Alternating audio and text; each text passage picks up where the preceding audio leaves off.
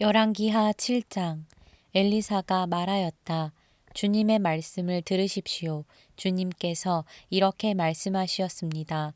내일 이맘때쯤에 사마리아 성문 어귀에서 고운 밀가루 한 스아를 한 세겔에 사고 보리 두 스아를 한 세겔에 살 수 있을 것이다 하셨습니다.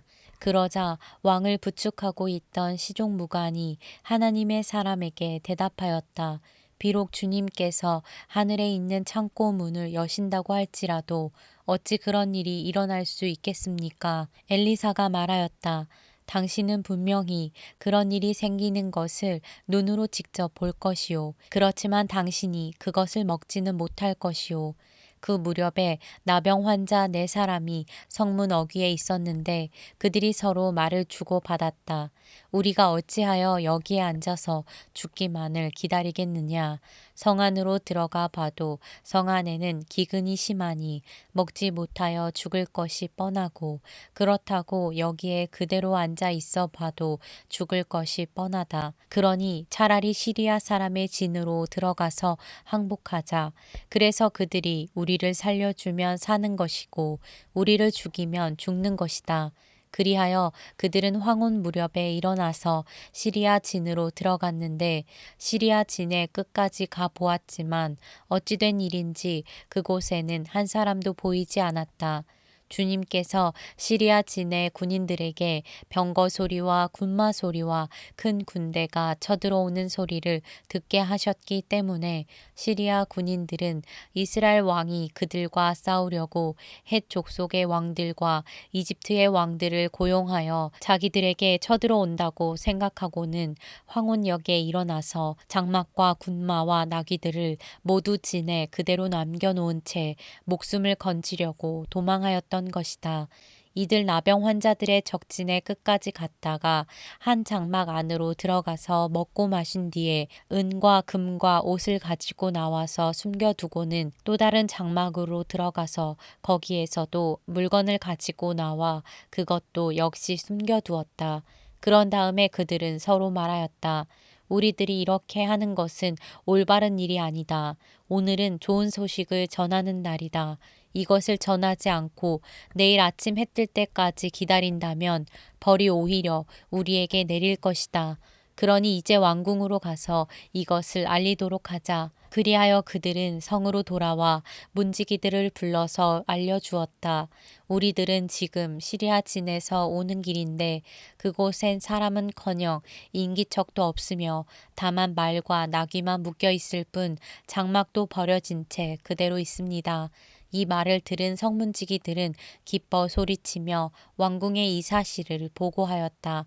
왕은 밤중에 일어나서 신하들과 의논하였다. 시리아 사람들이 우리에게 이렇게 한 것이 무슨 뜻이겠소? 내 생각에는 그들이 분명 우리가 못 먹어 허덕이는 줄 알고 진영을 비우고 들에 숨어 있다가 우리가 성 밖으로 나오면 우리를 생포하고 이 성으로 쳐들어오려고 생각한 것 같소. 그러자 신하 가운데 하나가 의견을 내놓았다. 이 성 안에 아직 남아있는 5필의 말은 이 성 안에 남아있는 이스라엘 모든 사람의 운명과 마찬가지로 어차피 굶어 죽고야 말 것이니 이 말에 사람을 태워 보내어서 정찰이나 한번 해보시는 것이 어떻겠습니까? 그래서 그들이 말 2필이 끄는 병거를 끌어내니 왕은 그들을 시리아 군의 뒤를 쫓아가도록 내보내면서 가서 알아보라고 하였다. 그들이 시리아 군대를 뒤따라 요단강까지 가보았지만 길에는 시리아 사람들이 급히 도망치느라 던져버린 의복과 군 장비만 가득하였다. 군인들은 돌아와서 이 사실을 왕에게 보고하였다. 그러자 백성들은 밖으로 나가서 시리아 진영을 약탈하였다.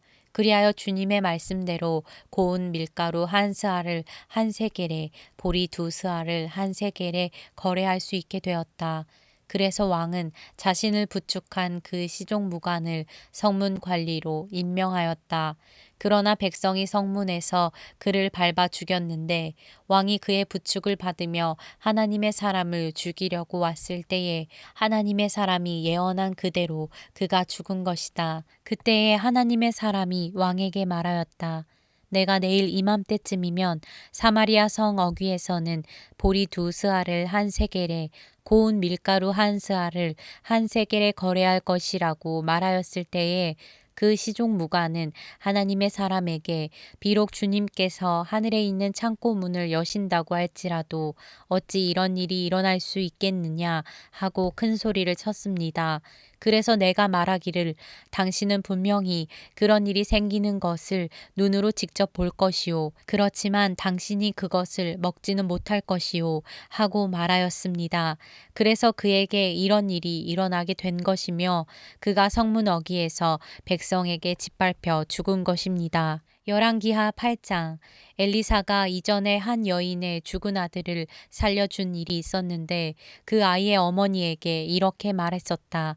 부인은 가족을 데리고 이곳을 떠나서 가족이 몸부쳐 살만한 곳으로 가서 지내시오.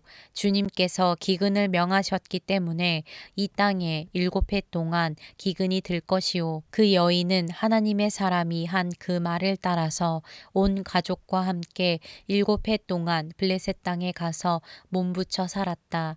7해가 다 지나자 그 여인은 블레셋 땅에서 돌아와서 자기의 옛 집과 밭을 돌려달라고 호소하려고 왕에게로 갔다.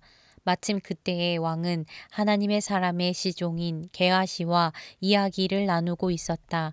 왕이 게하시에게 엘리사가 한 큰 일들을 말해달라고 하였다.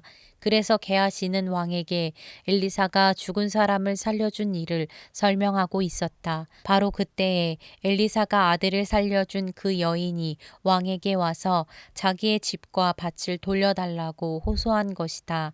게하시는 높으신 임금님, 이 여인이 바로 그 여인입니다. 그리고 이 아이가 엘리사가 살려준 바로 그 아들입니다. 하고 말하였다. 왕이 그 여인에게 그것이 사실인지를 묻자 그 여인은 사실대로 왕에게 말하였다. 왕은 신하 한 사람을 불러서 이 여인의 일을 맡기며 명령을 내렸다. 이 여인의 재산을 모두 돌려주고 이 여인이 땅을 떠난 그날부터 지금까지 그 밭에서 난 소출을 모두 돌려주어라. 엘리사가 다마스쿠스에 갔을 때에 시리아 왕 베나닷은 병이 들어 있었는데 어떤 사람이 왕에게 하나님의 사람이 이곳에 와 있다는 소식을 전하였다.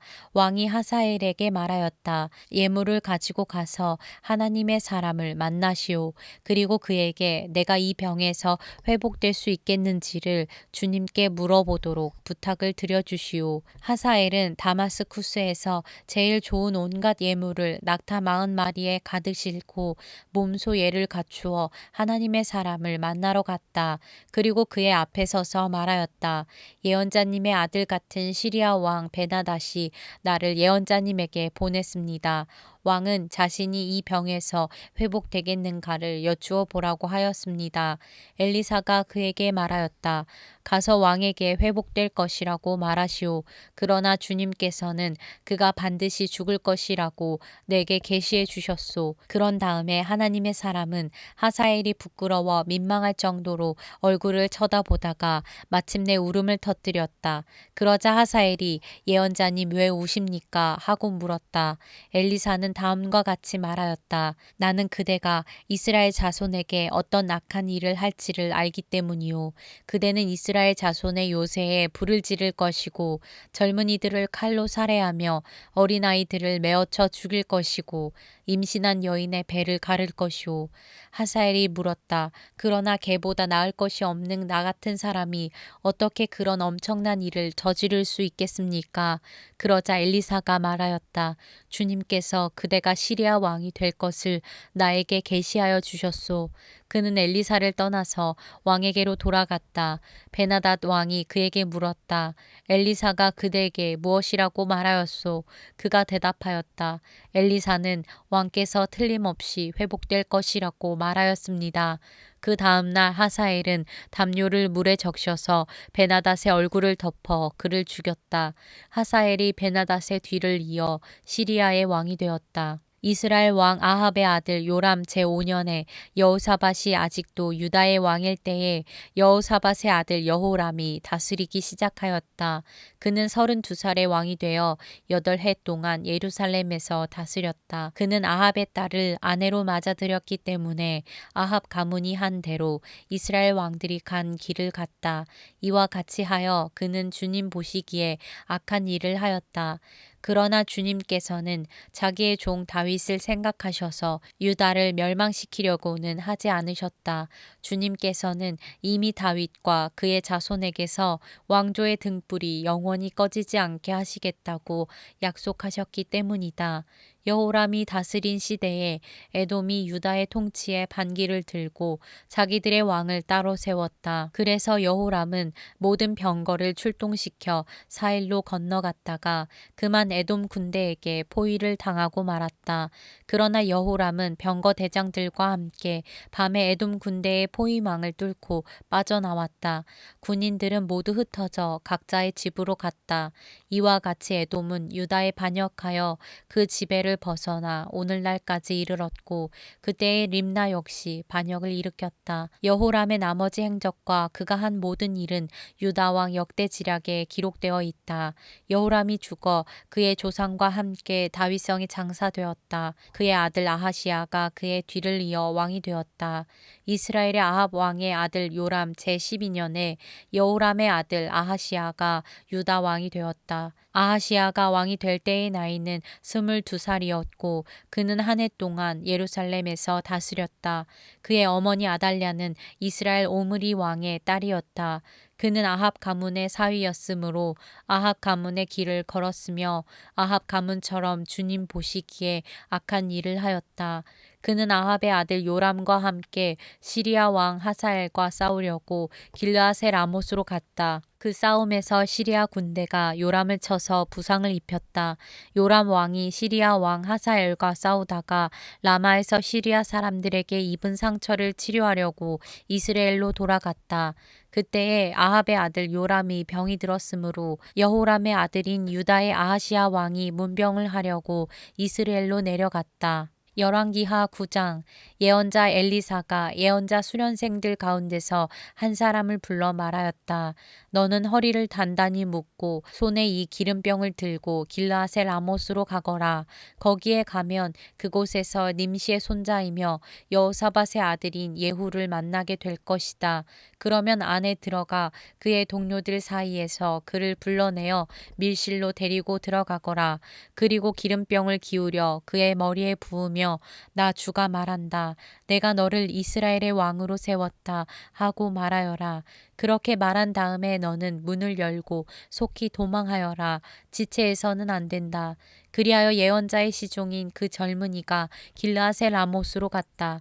그가 도착하였을 때에 그곳에는 군대의 장군들이 둘러앉아 회의를 하고 있었다.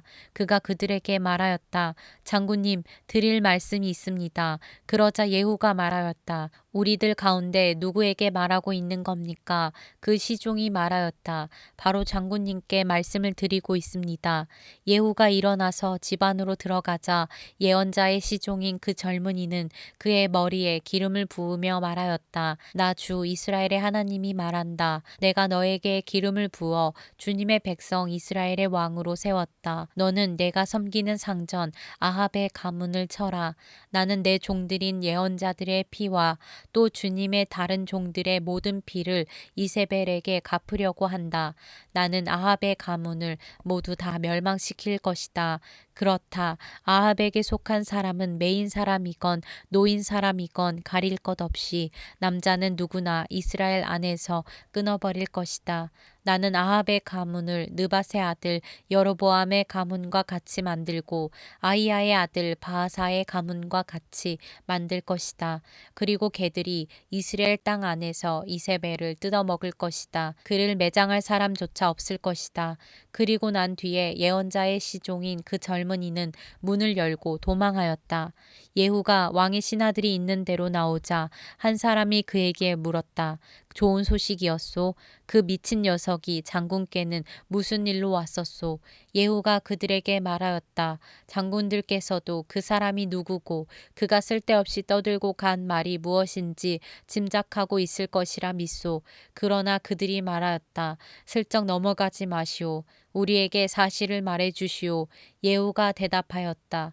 그의 말이 주님께서 나를 이스라엘의 왕으로 기름 부어 세웠다고 말씀하셨다고 하였소. 그러자 그들은 황급히 일어나 각자 자기의 옷을 벗어서 섬돌 위 예후의 발 아래에 깔고 나팔을 불며 예후께서 임금님이 되셨다 하고 외쳤다.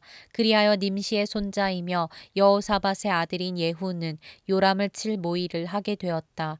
그때 요람은 이스라엘 전군을 이끌고 시리아 왕 하사엘과 맞서서 길르앗의 라못을 지키고 있었다.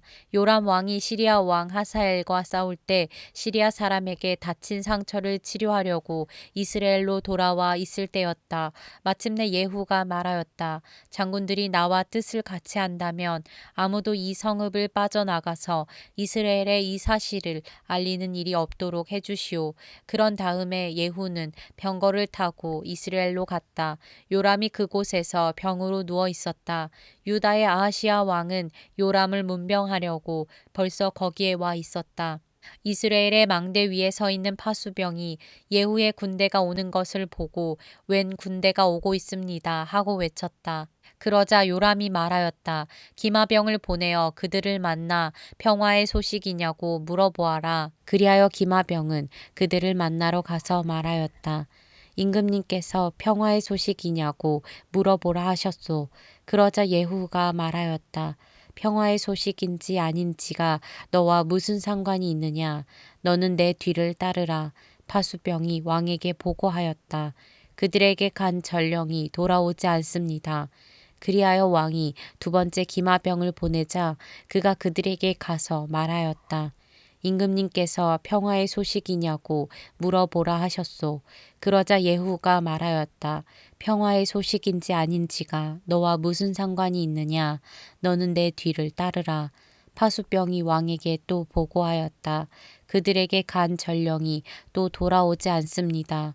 그런데 미친 듯이 말을 모는 모습이 nim시의 아들 예후와 비슷합니다. 이 말을 듣자 요람은 병거를 준비하니 이스라엘 왕 요람과 유다 왕 아하시야가 각각 자기의 병거를 타고 예후를 만나러 나가서 이스라엘 사람 나봇의 땅에서 그를 만났다.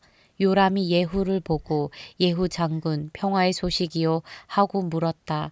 예후는 당신의 어머니 이세벨이 저지른 음행과 마술 행위가 극에 달하였는데 무슨 평화가 있겠소 하고 대답하였다. 요람이 그의 손에 쥔 말굽비를 급히 돌려 도망하면서 아하시아에게 소리쳤다. 아하시아 임금님 반역이오.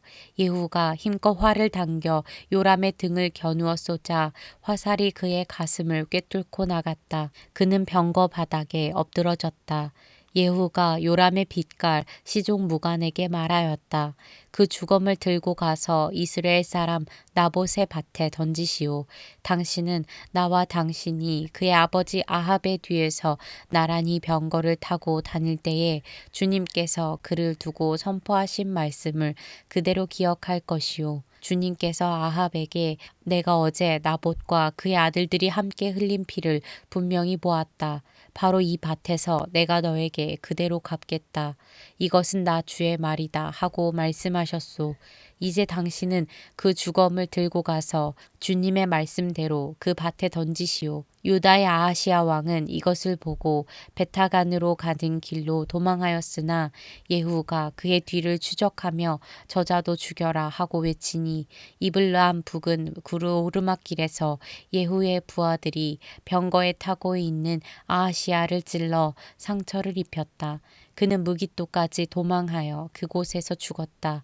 그의 부하들이 그를 병거에 실어 예루살렘으로 운반하고 그를 다윗성에 있는 그의 조상들의 묘지에 함께 장사 지냈다. 아합의 아들 요람 왕 제11년에 아하시야가 유다를 다스리는 왕이 되었다. 예후가 이스라엘에 이르렀을 때에 이세벨이 이 소식을 듣고 눈화장을 하고 머리를 아름답게 꾸미고는 창문으로 내려다보았다. 예후가 문 안으로 들어오자 이세벨이 소리쳤다. 제 주인을 살해한 시므리 같은 자야. 그게 평화냐? 예후가 얼굴을 들어 창문을 쳐다보며 소리쳤다. 내 편이 될 사람이 누구냐? 누가 내 편이냐? 그러자 두세 명의 내관이 그를 내려다 보았다. 예후가 그들에게 명령하였다. 그 여자를 아래로 내던져라. 그들이 그 여자를 아래로 내던지니 피가 벽과 말에게까지 튀었다. 예후가 탄 말이 그 여자의 주검을 밟고 지나갔다. 예후가 궁으로 들어가서 먹고 마시다가 말하였다. 이제 저 저주받은 여자를 찾아다가 장사를 지내주어라. 그래도 그 여자는 왕의 딸이었다. 그들이 그 여자를 장사 지내주려고 찾아 나섰으나 그 여자의 해골과 손발 밖에는 아무것도 발견할 수가 없었다. 그들이 돌아와서 그에게 그렇게 보고하니 그가 말하였다. 주님께서 주님의 종 디셉 사람 엘리야를 시켜서 말씀하신 대로 이루어졌다. 주님께서 말씀하시기를 이스라엘의 밭에서 개들이 이세벨의 주검을 뜯어 먹을 것이며 이세벨의 주검은 이스라엘에 있는 밭의 거름처럼 될 것이므로 이것을 보고 이세벨이라고 부를 사람은 아무도 없을 것이다 하셨는데 그대로 되었다.